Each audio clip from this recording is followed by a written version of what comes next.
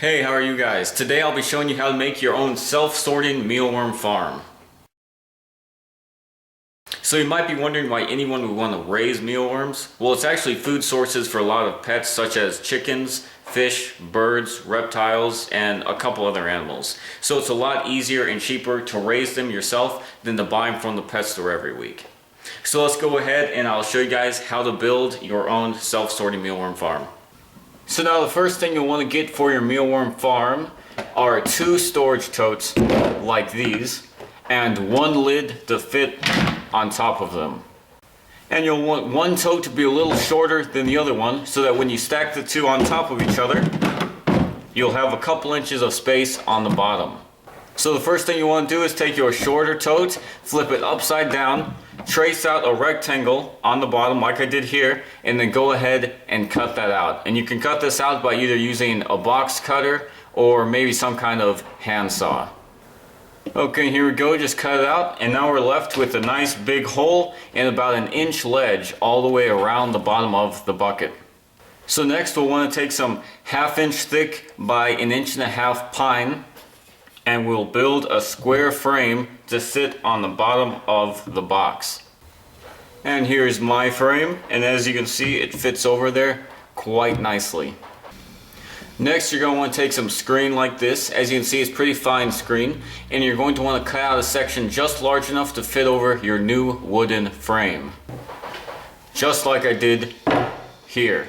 So you're going to want to fit over the top of it, and also have just a little bit extra so that it can also come around over onto the sides. And once you have that cut out and you square it all the way, you can go ahead and start nailing it down on the top and on the sides. And here it is stapled on. You can see my staples up there on top and then also on the sides.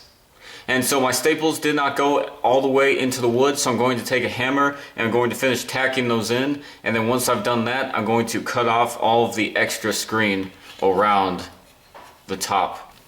And here you go, I finished hammering in all the staples and I cut away the extra screen, and now we're ready for the next step.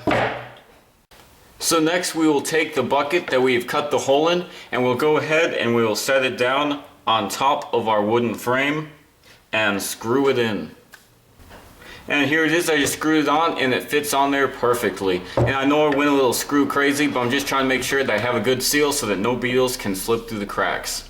And now just as long as your upper box can fit into the lower box, you're good to go. So next what I did is I took a Sharpie and I drew a line across the bottom of our wooden frame on both sides. And now I'm just going to take a 5 by 32nd drill bit and drill holes about every 1/2 inch all the way across on both sides. And then I'm going to repeat the process for the lid on both sides, as you can see where I marked, and then one right in the center.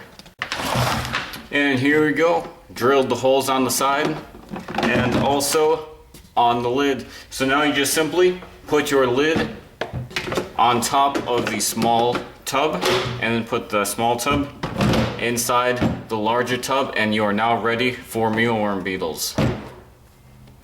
So how this works is you fill up this cavity, just a cavity, with oats, any kind of oats, and then you also fill up the bottom with about 1 inch or 1.5 inches tall of oats. And so you'll put your mealworm beetles at the top and they will reproduce. And when they lay their eggs, what they do is they burrow to the bottom of your substrate, and they will lay their eggs right on top of the screen. So then the eggs will fall down to the floor, and then you'll be left with nothing in the bottom tub but mealworms. So the sorting system works very well. Most of the worms do fall through the screen, but not all of them. Chances are you will have a couple mealworms at the top with the beetles, but that's okay, it's not going to hurt anything.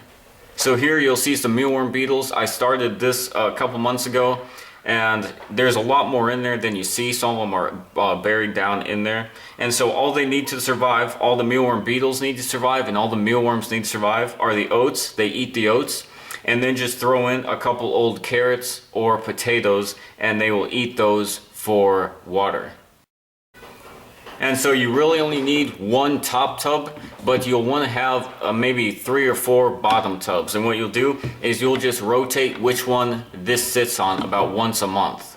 So what I do is I'll leave it on this tub for about 1 month so enough eggs can get down there, and then I'll move this top tub to another bottom tub and let it sit there for about a month also. And so all you have to do to get all this started is just go out and buy 200 mealworms, I would say, from your pet store. Fill up the bottom layer with that, and then within a few days or a few weeks they'll start turning into these pupa. And they'll stay this form for anywhere from a couple days to about 2 weeks, and then they'll turn into beetles, and then you'll put your beetles into the tub, and then your beetles will mate and lay eggs, and then your eggs will go down to the bottom tub, and you'll complete the whole cycle. So I hope this was helpful. Thank you so much for watching, and if you enjoyed this video, please feel free to hit the thumbs up and subscribe, and Lord willing, I will see you next week. Thank you for watching, and please feel free to subscribe.